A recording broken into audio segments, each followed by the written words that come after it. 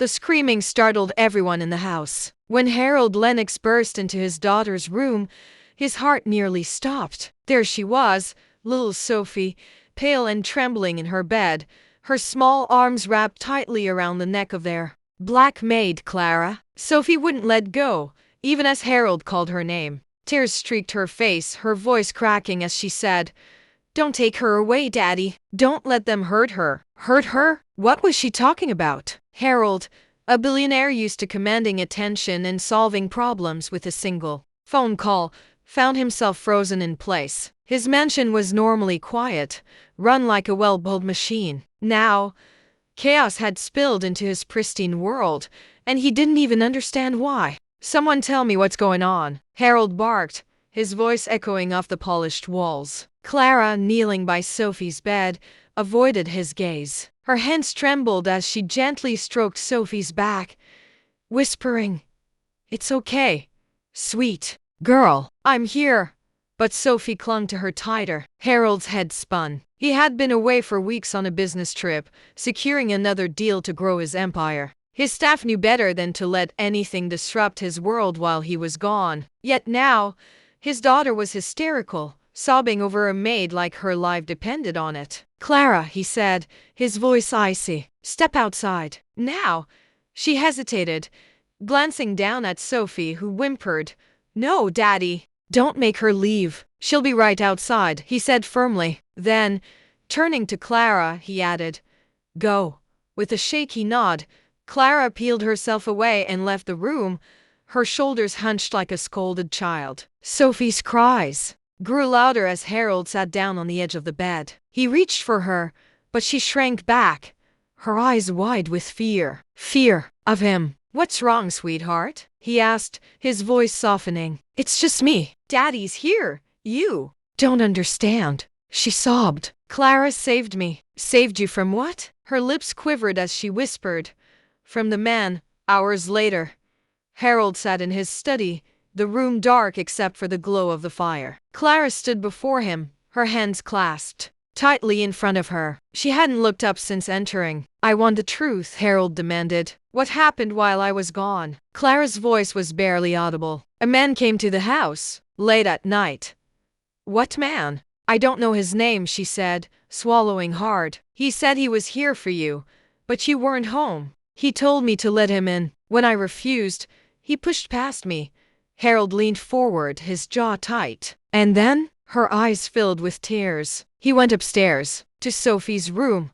Harold's heart stopped. "I tried to stop him," Clara continued, her voice cracking. "I begged him to leave her alone. He said he'd kill me if I didn't move, but I couldn't. I wouldn't." She wiped her eyes. "So, I fought him." "You fought him?" She nodded. "I didn't have a weapon, but I grabbed the first thing I could find, an iron poker from the fireplace. I hit him as hard as I could. He fell, and I kept hitting him until he stopped moving."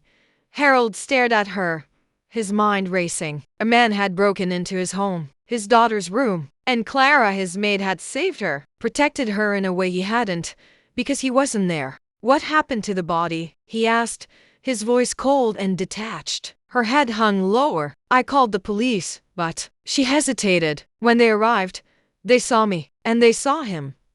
"What are you saying?" he demanded. "They didn't believe me," she said, her voice barely a whisper. "They saw a black woman standing over a white man's body and assumed the worst. They arrested me, took me away." "Why didn't I hear about this?" Harold asked, his voice rising. "Why didn't anyone tell me?" "I didn't want to disturb you," she said. "You were busy, and I thought you'd fire me if you knew." Harold clenched his fists. "How did you get out?" Clara hesitated. "They released me when Sophie told them what happened." She explained everything. Later that night, Harold stood outside Sophie's room, watching her sleep. The weight of what Clara had done and what it meant settled heavily on his shoulders. He had built an empire, shielded his family with money and power, but neither had been enough to protect his daughter. A maid had done that. A woman society looked down on.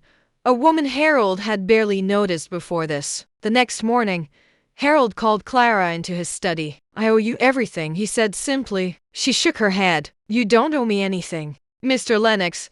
But he knew that wasn't true. Harold had spent his life surrounded by people who wanted something from him, but Clara was different. She had risked her life for his daughter, not for money or recognition, but because it was the right thing to do. And for the first time in a long time, Harold Lennox felt small not because of his wealth or power, but because he had underestimated the strength of a heart. The world saw Clara as a maid, but Harold and Sophie would always see her as a hero. Harold couldn't sleep that night. The weight of the revelation clung to him, pressing down like an iron anchor. He replayed Clara's trembling words over and over in his mind. They didn't believe me. The police hadn't believed her. Society hadn't believed her. Even now, Harold realized he was grappling with something deeper than gratitude, shame. Shame for how he had always looked past Clara, how he had never considered the complexities of her life, how the world he thrived in wasn't built for people like her. The next morning, Harold made a decision. He called Clara into his office. She appeared in the doorway, hesitant and cautious, as though bracing for bad news. Her uniform, neatly pressed as always, seemed almost out of place against the opulence of his study. Harold motioned for her to sit. "Clara," he began, choosing his words carefully. "I need to say this, and I need you to hear me." She nodded, her hands folded tightly in her lap. "What you did for Sophie, I'll never be able to repay you. You saved her life." Clara shifted uncomfortably. "I only did what anyone would do." "No," Harold said firmly. "You did what I should have done. You protected my daughter when I couldn't, and you paid a price for it." He leaned forward, his voice softening. "I'm sorry for that. I'm sorry for what you went through, for how the police treated you, for how I've treated you." Her eyes widened in surprise, but she said nothing. "You've worked for this family for 8 years, Harold continued, "and I've never once asked about your life, your family, your dreams. I've never even thought about what you might be going through outside these walls."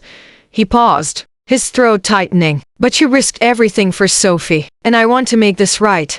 Clara's expression was unreadable. "Mr. Lennox, you don't have to do anything for me. I was just doing my job." "No," Harold said again, shaking his head. "Protecting my daughter wasn't your job. That was mine, and I failed." Over the next few weeks, Harold took steps to change the way things were. He hired a private investigator to review Clara's arrest and the actions of the police that night. When the report came back, it confirmed what Clara had already said. The police had arrested her on site, without evidence or a proper investigation. Harold was livid. He used his wealth and connections to file a formal complaint against the department and ensure that Clara's record was cleared. But he didn't stop there. He began to pay attention to the way Clara was treated, not just in his home but in the world. He noticed how people avoided eye contact with her, how they spoke to her in clipped tones, how they assumed she was invisible. For years, Harold had surrounded himself with luxury and power, believing that money could solve any problem. But now he saw the cracks in the foundation of the world he had built. He saw the ways it failed people like Clara, and he couldn't ignore it anymore. One evening, Harold called a family meeting. Sophie sat on the couch beside him, her small hand clutching his. Clara stood awkwardly by the door, clearly uncomfortable with the idea of being included. "Clara," Harold said, gesturing for her to sit. "This concerns you too." She hesitated, then sat on the edge of a chair, her posture stiff. "I've been thinking a lot about what happened," Harold began, "and I've realized that I need to do more. For you, for people like you." Clara looked at him, confused. "Mr. Lennox, I don't understand." He took a deep breath. "I'm starting a foundation, in your name, the Clara Foundation for Justice. It will provide legal support and resources for people who've been unfairly treated, just like you were." Her mouth fell open. "What? I don't know what to say." "You don't have to say anything," Harold said. "This is the least I can do. You've given me something I can never repay, my daughter's life. The foundation is a way to honor you and make sure that what happened to you doesn't happen to anyone else." Clara's eyes filled with tears. She wiped them quickly, but Sophie crawled off the couch and ran to her, throwing her arms around her neck. "I love you, Clara," Sophie whispered. For a moment, Clara couldn't speak. When she finally did, Her voice was thick with emotion. "I don't know how to thank you, Mr. Lennox." Harold smiled faintly. "You don't need to thank me. I'm the one who owes you." In the years that followed, the Clara Foundation grew into a powerful force for change. Harold poured not just his money but his time into the cause, learning about the systemic injustices Clara had endured her entire life. And every time he saw her name on a billboard or a news article about the foundation's work, he felt a sense of pride not in himself, but in her. Clara remained a part of the Lennox family, not as a maid but as someone who was cherished and respected. And Sophie, who grew up hearing stories about what Clara had done, carried those lessons with her into adulthood. In the end, Harold Lennox learned something that no amount of money could teach him. The value of a person isn't in their wealth or status, but in the strength of their heart. And Clara's heart, he realized, was worth more than all the riches in the world. As the years went by, the bonds between Harold, Sophie, and Clara only deepened. Sophie, now a teenager, carried the lessons she'd learned from Clara into every part of her life. She was fiercely compassionate, often volunteering her weekends at shelters and community centers. People marveled at her maturity and kindness, but those closest to her knew why. Clara had shaped her into the person she was becoming. One day, Sophie approached her father with an idea. She was sitting across from him in the study, the same room where Clara had once shared her story. "Dad," she began, twisting her hands nervously, "I've been thinking about the foundation." Harold set down the report he was reading. "What about it?" "I want to do more," she said. "I know the foundation helps a lot of people, but I feel like we could connect with them more, really hear their stories." Harold tilted his head. "What are you thinking?" "Well," she said, her eyes lighting up, "what if we created a scholarship program for people who've been affected by injustice like Clara? We could help them go to school, start businesses, or just get a fresh start." Harold smiled. Sophie was her mother's daughter in many ways, but this spark, this drive to make the world better, was something entirely her own. "I think that's a brilliant idea," he said. "Why don't you start working on a proposal?" When Sophie shared her plan with Clara, the older woman was overwhelmed. "You want to do this in my name?" she asked, her voice filled with disbelief. "Of course," Sophie said, beaming. "It's because of you that we even know how important this work is. I want the world to see you the way I do." Clara's eyes filled with tears. "I've spent my whole life trying to just get by. I never thought anyone would look at me and see something worth honoring." "Well, we do," Sophie said firmly. "And so will everyone else." The Clara Scholarship Program launched the following year, offering opportunities to dozens of people who had faced discrimination or hardship.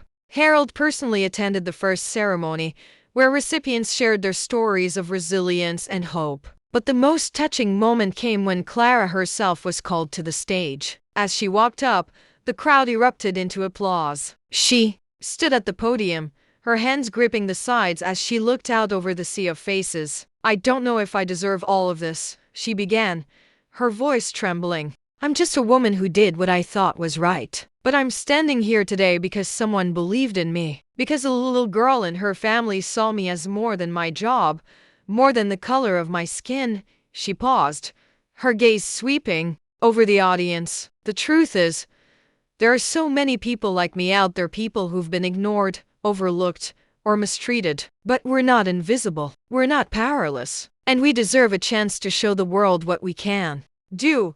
The audience rose to their feet, clapping and cheering. Harold, sitting beside Sophie, felt a lump rise in his throat. He had always thought of himself as a man who gave generously, but it wasn't until Clara came into his life that he truly understood what giving meant. Years later, as Harold grew older, he often found himself reflecting on the past. His empire had grown even larger, but the pride he felt for his wealth paled in comparison to what he felt for his family and for Clara. Sophie had become the face of the Clara Foundation, traveling the country to advocate for justice and equality. Clara, though retired from her formal role, remained a beloved figure, not just to the Lennox family but to the countless people she had inspired. One day, as they sat together in the garden, Harold turned to Clara. "Do you ever regret staying?" with us all these years?" he asked. Clara chuckled, her eyes crinkling at the corners. "If I hadn't stayed,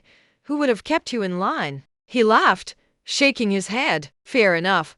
She grew serious, her gaze softening. "I don't regret a thing, Mr. Lennox. This family gave me something I never thought I'd have, a home, and for that, I'll always be grateful." Harold reached over and squeezed her hand. "No, Clara, it's us who'll always be grateful to you." And as the sun dipped below the horizon, painting the sky in hues of gold and amber, Harold realized that the greatest wealth he had ever gained wasn't his money or his empire, it was the love and loyalty of a woman who had taught him the true meaning of humanity.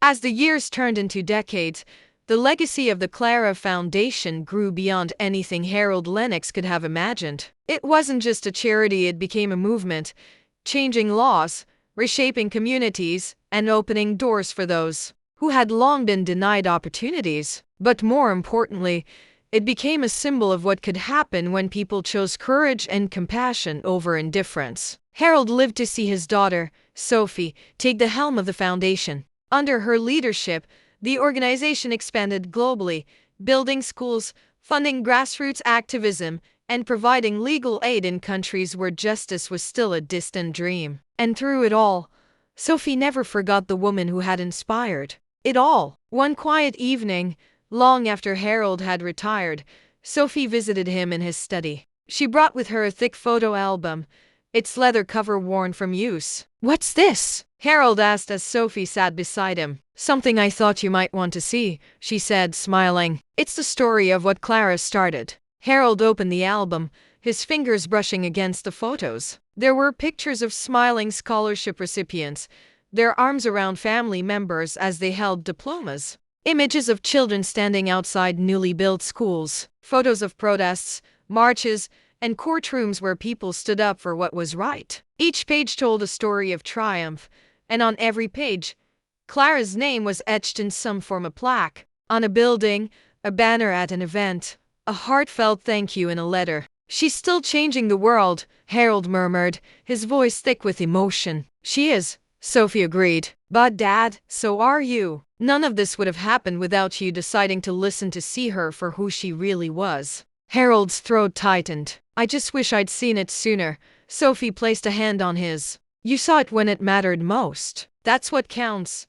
In the twilight of his life, Harold received a letter that moved him to tears. It was from a young man who had been one of the first Clara Scholarship recipients. The man, now a lawyer, wrote about how he had grown up in a neighborhood riddled with violence and poverty, how no one had ever believed he could amount to anything. But the scholarship had changed everything. It had paid for his education, yes, but it had also given him something more important: hope. He had gone on to fight for others who had been denied justice, inspired by the story of Clara's bravery. The letter ended with a simple line: "Because of you, Mr. Lennox, I learned that heroes don't always wear capes. Sometimes they're maids with fire pokers, and sometimes they're billionaires with hearts big enough to change."